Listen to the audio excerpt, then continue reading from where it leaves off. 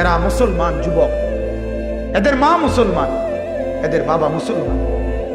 এদেরকে বুকে জড়াইয়া বলা দরকার, বাপ তোর জন্মের পরে তোরে আজান শুনাইছে, গান না।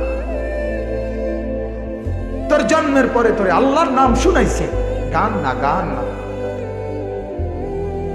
ওদেরকে মনে করাই দাও। অনেক ছেলে পেলে ভুলে গেছে ভাইয়া, ভুলে গেছে, অনেক দিন হয়ে গেছে, ভুলে গেছে আল্লাহকে, আখিরাত ভুলে গেছে, মোবাইল ভুলাই দিছে, নর্তকীর ছবি ভুলাই দিছে, নারীর লোভ ভুলাই দিছে, সম্পদের লোভ ভুলাই দিছে, ক্ষমতার লোভ ভুলাই দিছে, পদের লোভ ভুলাই দিছে।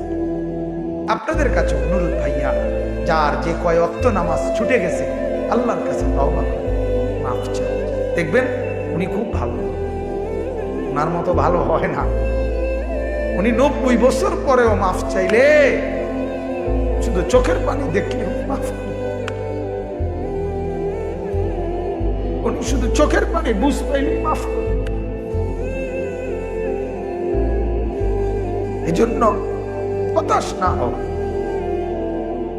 নামাজ আবার ধরেন, ফজরের নামাজ পড়েন, বিবিকে আদর করে বলেন, বিবিকে আদর করে বলেন, আরে বিবিকে বুকে জড়ায় ধরে বলেন, চলো দুনিয়া একসাথে ভালোবেসে আসি, চলো দুজনে একসাথে আমল করে জান্নাতি হই, দুনিয়াও সুন্দর হইল, জান্নাতও একসাথে থাকলাম, কি মজা হলো।